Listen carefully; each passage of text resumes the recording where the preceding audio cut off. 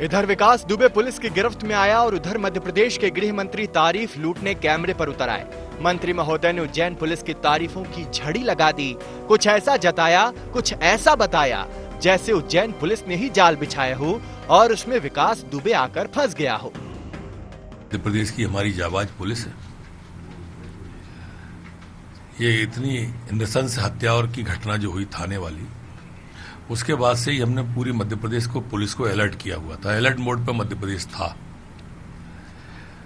जैसे ही संदेह हुआ तो उज्जैन में महाकाल मंदिर से हमने गिरफ्तार कर लिया है उसको। मध्य प्रदेश के गृह मंत्री का ये दावा ऐसा है जैसे उज्जैन पुलिस सब जानती थी, जैसे उसके पास पुख्ता इंटेलिजेंस इनपुट था और जैसे विकास दुबे को पूरी प्लानिंग के साथ पकड़ा गया। मीडिया ने मंत्री महोदय से बार बार डिटेल पूछी, लेकिन वो बताने से बचते चले गए। इंटेलिजेंस की बातें सीधी नहीं बताना चाहिए अभी फिलहाल, उसके मर्म तक पहुंचने के बाद बताएंगे। मैं अभी सिर्फ इतना बता रहा हूं कि हमने गिरफ्तार किया है, हमारी कस्टडी में है। गृह मंत्री गए तो थोड़ी देर बाद मध्य प्रदेश के मुख्यमंत्री शिवराज सिंह चौहान भी कैमरे पर आए। मुख्यमंत्री ने थोड़ा संतुलन दिखाया, यूपी के साथ मिलकर आगे बढ़ने की बात कही। मध्य प्रदेश पुलिस ने, उज्जैन पुलिस ने त्वरित कार्रवाई कर इस दुर्दांत अपराधी को गिरफ्तार किया है, हिरासत में लिया है। मैं मध्य प्रदेश पुलिस को इसके लिए बधाई देता हूं। हम उत्तर प्रदेश के निरंतर संपर्क में हैं। आगामी कार्रवाई के लिए इसको उत्तर प्रदेश पुलिस को सौंपा जाएगा और आज सवेरे से ही मैं उत्तर प्रदेश के माननीय मुख्यमंत्री योगी जी के संपर्क में हूं और दोनों राज्यों की पुलिस मिलकर कार्रवाई कर रही है। विकास दुबे अपराध की दुनिया का कुख्यात चेहरा है। पूरे देश की निगाहें विकास दुबे पर थीं। हर कोई जानना चाहता था कि वो कब दबोचा जाता है। इसलिए गिरफ्तारी होते ही मध्य प्रदेश सरकार और पुलिस का सामने आना, श्रेय लूटने की कोशिश करना समझ में आता है। लेकिन सवाल है कि यूपी पुलिस अब अपनी साख कैसे बचाएगी? क्या जवाब देगी कि वो 6 दिनों तक इस गैंगस्टर को क्यों छू नहीं पाई? क्यों विकास दुबे यूपी से हरियाणा और मध्य प्रदेश तक भागता रहा और यूपी पुलिस को भनक तक नहीं लग पाई? यह उत्तर प्रदेश की पुलिस का डर है कि उसको कभी हरियाणा भाग करके जा रहा है तो कभी मध्य प्रदेश भाग करके जा रहा है और उसे उत्तर प्रदेश से बाहर जाकर के समर्पण करने जैसी स्थिति का सामना उसने किया है। कठोर से कठोर दंड दिलाने की जो एक कानून सम्मत व्यवस्था है वो की जाएगी और ऐसा खूंखार कुकृत्य कभी कोई दूसरा उत्तर प्रदेश की धरती पर करने का दुस्साहस न करे, इसके लिए सभी जरूरी कदम उठाए जाएंगे। यूपी सरकार और वहां की पुलिस के लिए जितनी किरकिरी पहले थी उतनी ही किरकिरी आज भी है। 6 दिनों से यूपी पुलिस विकास दुबे और उसके गुर्गों के पीछे हाथ धोकर पड़ी थी। एसटीएफ की 40 टीमें विकास को दबोचने में लगी थीं। विकास के घर को मटियामेट कर दिया गया।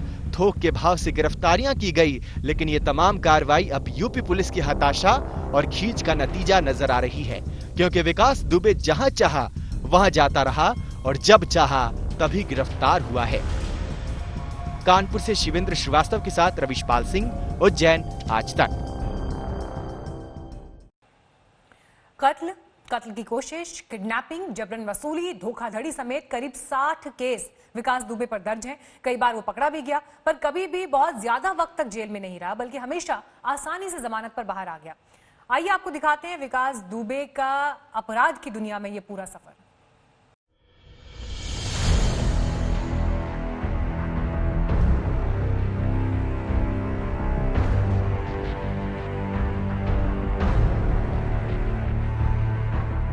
कानपुर शहर से करीब 50 किलोमीटर दूर कानपुर देहात का ये बिकरू गांव है और ये है इस गांव का इकलौता किलेनुमा मकान जो अब मलबे में तब्दील हो चुका था।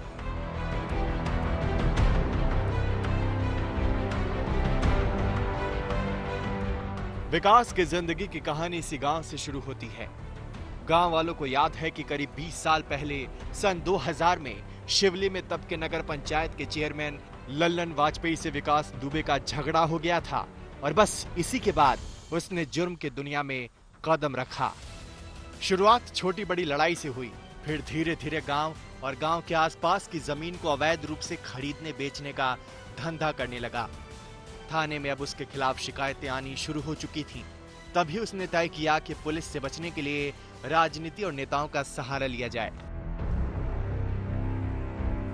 राजनीति की तरफ पहला कदम ग्राम पंचायत और जिला पंचायत चुनाव में घुसपैठ के साथ रखा। सबसे पहले अपने परिवार को चुनाव में उतारा। कहते हैं कि पिछले 15 सालों से बिकरू गांव में विकास दुबे के परिवार के सदस्य निर्विरोध प्रधान चुने जाते रहे हैं। इस वक्त भी विकास दुबे की मां गांव की प्रधान हैं, जबकि छोटे भाई की पत्नी जिला पंचायत सदस्य। 2002 में जब यूपी में बहुजन समाज पार्टी की सरकार थी, तब विकास दुबे की तूती बोलती थी। यहीं से उसने जुर्म की दुनिया में बड़ी तेजी से छलांग लगाई। इतने पैसे कमाए कि गांव में स्कूल और कॉलेज भी खोल डाला। धीरे धीरे आसपास के गांव में भी दबदबा बढ़ता चला गया। एक बार तो विकास दुबे ने जेल से ही जिला पंचायत सदस्य का चुनाव लड़ा और जीत भी गया। विकास दुबे का नाम पहली बार सुर्खियों में तब आया जब सन 2000 में कानपुर के शिवली थाना इलाके में मौजूद ताराचंद इंटर कॉलेज के सहायक प्रबंधक सिद्धेश्वर पांडे की हत्या में उसका नाम आया। विकास दुबे पकड़ा गया, जेल भी गया, लेकिन जमानत पर जल्दी बाहर भी आ गया। जमानत पर जेल से बाहर आने से पहले जेल में रहते हुए ही उसने एक और कत्ल की साजिश रची। इस बार कत्ल इलाके के रामबाबू यादव का हुआ था। 2004 में जब केबल का उद्योग तेजी से फल फूल रहा था, तब केबल के एक बिजनेसमैन की हत्या में भी विकास का नाम आया। विकास दुबे पर अपने चचेरे भाई पर भी जानलेवा हमला करने का इल्जाम है। इसके अलावा भी कई और कत्ल के इल्जाम उसके सर हैं। विकास दुबे ने दुश्मनी बेशक चुनकर की, लेकिन नेताओं से दोस्ती कभी पार्टी देखकर नहीं की। हर पार्टी में उसके दोस्त उसके भाई बाप हैं। यही वजह है कि 60 संगीन अपराध के बावजूद वो बेखौफ आजाद घूम रहा था। योगी सरकार के आने के बाद यूपी में चुन चुन कर घोषित अपराधियों के एनकाउंटर हो रहे थे, मगर विकास दुबे आजाद था। लेकिन इस बार विकास दुबे ने पुलिस वालों पर ही गोलियां चलाकर बहुत बड़ी गलती कर दी।